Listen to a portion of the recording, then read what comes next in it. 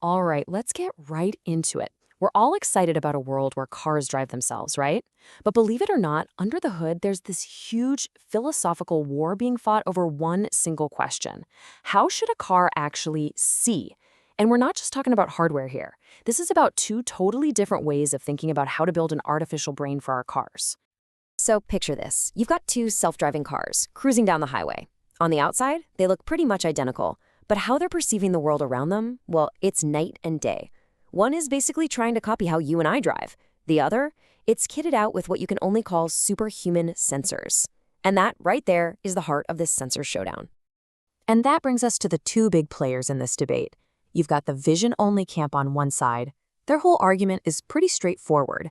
Hey, humans drive with two eyes and a brain, so cars should be able to do the exact same thing, just with a bunch of fancy cameras and a super smart AI. But then on the other side, you have the sensor fusion camp. They're saying, no way. For a car to be truly safe, it needs to see better than a human. It needs a whole team of sensors working together. Okay, so let's start with contender number one, the case for cameras. This is that vision-only approach, and yeah, it's the one most famously championed by Tesla. And you got to admit, its philosophy is beautifully simple. I mean, think about it. The world is built for our eyes, right? Stop signs, traffic lights, the lines on the road. It's all visual stuff. So the logic here is if you can just make an AI brain that's powerful enough, a whole network of cameras should be everything a car needs to figure it all out. And one of the huge pluses for cameras is just how practical they are. I mean, they're cheap and they're already in millions of cars today. But their real superpower is something called classification. This is the magic that lets them tell the difference between a person and, say, a fire hydrant. It's how they can actually read a stop sign or know a traffic light is red. That's the kind of rich contextual information that other sensors just can't get.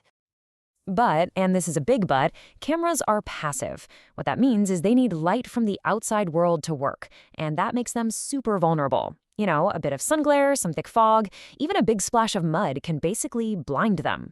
Plus, they see the world in 2D, so they have to guess how far away things are.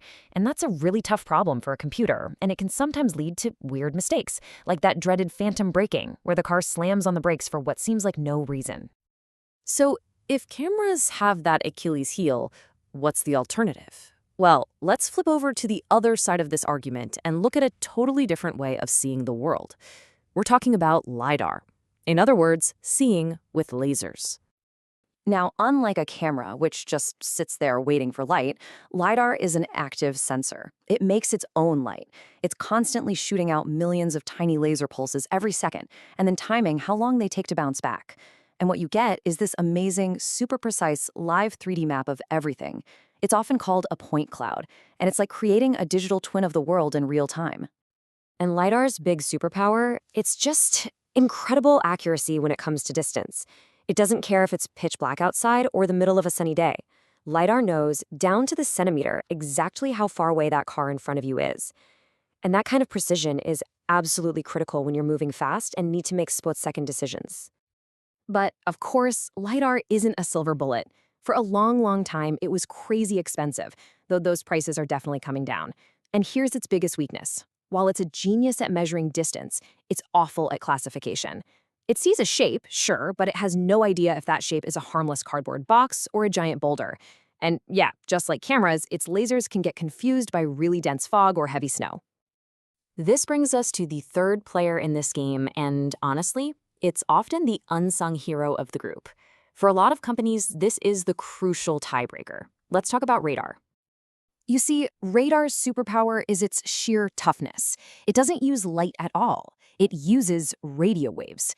And that means it can see right through the kind of heavy rain, thick fog, or swirling snow that can completely knock out both cameras and LiDAR. It is the ultimate all-weather wingman. So there you have it, the three main tools in the toolbox: cameras, LiDAR, and radar. And this brings us right back to the heart of the great debate. Do you put all your chips on one, or do you try to make them all work together? For the sensor fusion folks, we're talking companies like Waymo and Cruise, the answer is a no-brainer. Their mantra is, redundancy is safety. The whole idea is to build a safety net. So if the camera gets blinded by the sun, no problem, LiDAR's got its back. If LiDAR's having a tough time in the fog, don't worry, radar can still see the car up ahead. It's all about teamwork. Now, that sounds pretty bulletproof, right? But it opens up a really tricky new problem. What happens when the sensors don't agree? What if the camera says, hey, that's just a plastic bag on the road, but the LiDAR says, whoa, that's a solid object? Which one does the car listen to? This, my friends, is what's known as the fusion problem. And it's the big argument from the vision-only camp. They say that trying to stitch all this conflicting data together is a nightmare. Not only is it incredibly complex for the computer, but it can create whole new kinds of errors. Their bet is that it's just better to become a true master of one sense, vision, instead of trying to manage a noisy committee of sensors that are always arguing with each other. So let's just lay it all out on the table. You can really see the trade-offs here, can't you? Your cameras, they're cheap and fantastic at figuring out what things are, but they're basically useless in bad weather. LiDAR, it's the champ for pinpoint depth accuracy, but it's historically been pricey and has no clue what it's looking at. And radar, it's the king of bad weather, no question, but its picture is a lot fuzzier. Every single one has a major strength and a major weakness. Okay, so after all that, where does the industry actually stand today? Who's winning this race on our actual roads right now? Well, right now, it's really a split decision. On one hand, you have the sensor fusion approach from companies like Waymo. It's widely considered the safest, most reliable system today. It's the reason you can already hail a robotaxi in some cities. But then you have the vision-only approach, which many see as the holy grail for making this tech affordable for everyone. If they can crack that puzzle, it could bring self-driving to millions of regular cars, way cheaper and way faster. But here's where things get really interesting. The lines between these two camps are starting to get blurry. LiDAR prices are dropping like a rock, which suddenly makes it a real possibility for everyday cars. At the same time, you've got new stuff like 4D imaging radar coming out, which is starting to give you a picture that's almost as detailed as LiDAR. So the future probably isn't a clear win for one side. It's looking more like a smarter fusion of everything. Because at the end of the day, this whole showdown isn't really about which sensor is best. The real goal, the only goal that matters, is to build a system that's so tough, so full of backups and double checks that no single point of failure can ever bring the car down. Not sun glare, not fog, not a random software bug, nothing. And that leaves us with the big question. Will the road to full autonomy be paved by perfecting a system that sees like a human, or by creating a car that has truly superhuman senses? The answer to that is going to shape the future of how every single one of us travels.